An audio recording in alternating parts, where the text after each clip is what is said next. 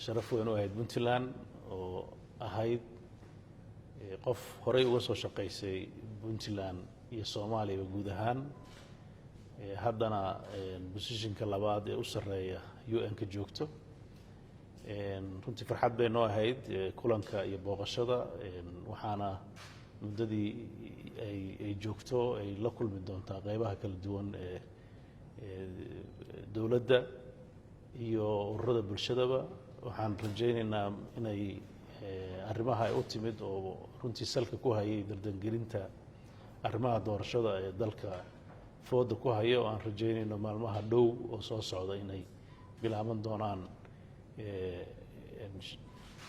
doorashooyinkii ugu horreeyay aqalka sare iyo sidoo kaleeto siday ugu kuurgeli lahayd arrimaha horumarinta iyo mashaariicda ay UN-ku ka wadaan iyo guud ahaanba hay-adaha kale ee dawliga ah Puntland waxay joogi doontaa maalin kale waxay intay joogtaan insha Allah aan rajaynaynaa inay macluumaad ku filan ay ka heli doonto horu socodka iyo arrimaha ay u timid intooda badan farxad bay noo ahayd inaan ku soo dhaweyno qodobadii inta badan aan ka wada hadalna waxay ahayn qodobo aan is-afgarad fiican iyo kala qaadasho warbixino xogaha meesha wax marayaan. This very warm welcome.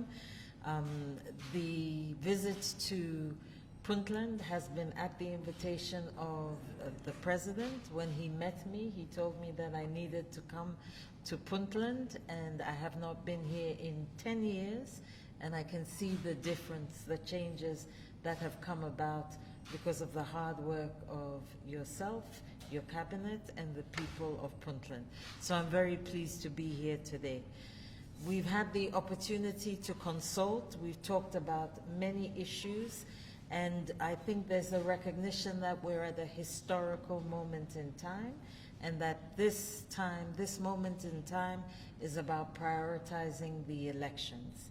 We saw the federal member state presidents come together, and after much discussion and agreement that we need to move forward, or Somalia needs to move forward with the elections, and the President and I have discussed the importance of holding these elections and ensuring that they happen in a timely fashion, because without the elections, it will be difficult to move forward with other priorities that Somalia has. We know that there was a meeting of the National Consultative Council. There were meetings in May, there were meetings in June. You met again last night to discuss some of the issues that will move the country in the right direction. As the United Nations, we want to commend you and welcome the constructive manner in which you have come together with Somalia's political leadership and have engaged to seek consensus on some of these intractable challenges. Some issues we talked about remain to be clarified.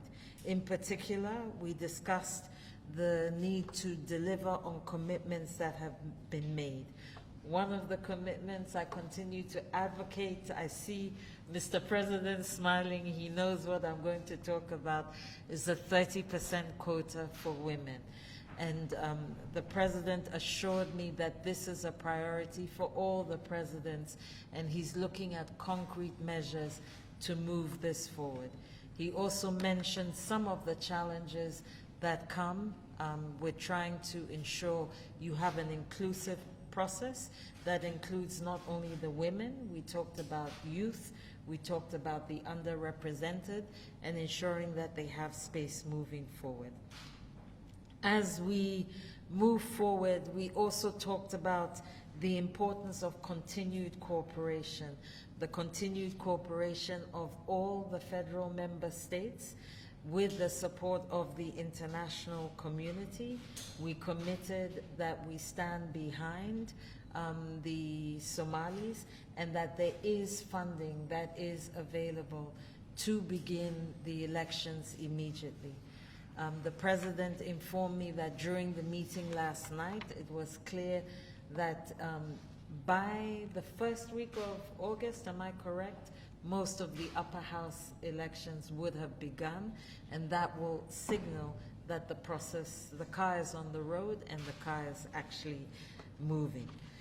Maybe allow me to say in conclusion, Mr. President, that I want to thank you very much for the extremely warm welcome I've received here in Puntland. I'm not a stranger to Puntland, I know it well, but it's a completely different Puntland I'm seeing this time around.